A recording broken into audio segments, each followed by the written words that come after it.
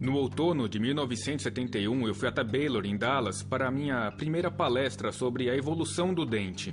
Discorri sobre como as escamas dos peixes gradualmente migraram para a boca, tornando-se dentes. Depois da aula, alguns alunos vieram me perguntar: Dr. Martin, o senhor já estudou os argumentos da ciência criacionista? Isso foi em 1971 e eu nunca ouvira falar dela e eu já era cristão há 5 anos. E então eu pensei comigo: onde esses meninos querem chegar? Eu não conheço o assunto. E respondi: claro, vou estudar com vocês. E como professor atrevido que eu era, eu imaginei derrubar os alunos. Bem, pediram-me para começar estudando as suposições que os evolucionistas fazem.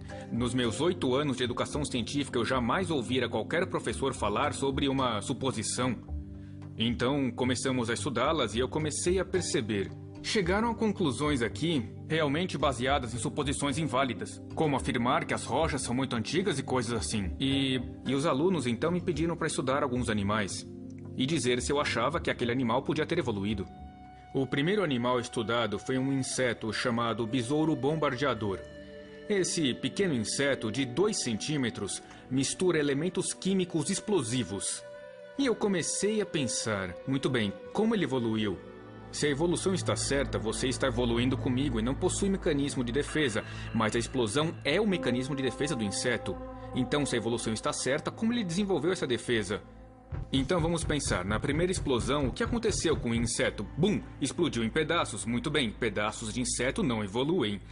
Então o que aconteceu? Bom, ele não explodiu. Dentro dele tem uma fábrica que produz elementos químicos. Um deles age como catalisador, de modo que ao ser misturado com as outras substâncias ainda neutras, ocorre a explosão. Mas quando o elemento é produzido outra vez, pronto, o inseto explode de novo. Mas isso não acontece, por quê? Porque ele tem uma câmara de combustão com material isolante. Mesmo assim, ele se explodiria se não tivesse onde dissipar a explosão. Para isso, ele possui 2 canais na cauda e é capaz de apontar os canais para cima, para os lados e para frente. Se uma aranha o atacar pelo lado e ele não tiver tempo para se virar e atirar, ele poderá apontar a sua pequena arma para ela e atirar.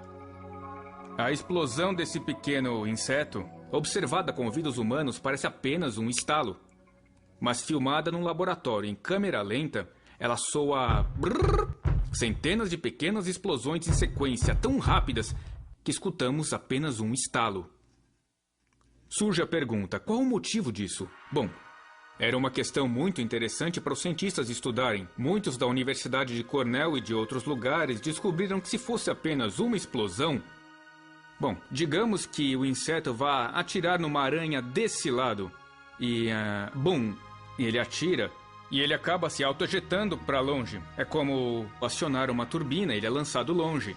Mas se forem explosões em sequência, ele se segura com suas pernas. Como a evolução explicaria uma explosão sequencial?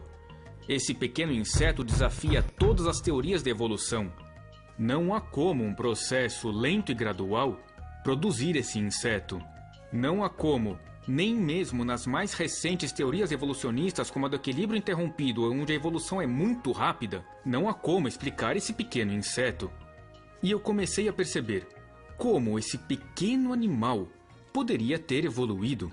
Ele precisaria de todas as suas partes juntas ao mesmo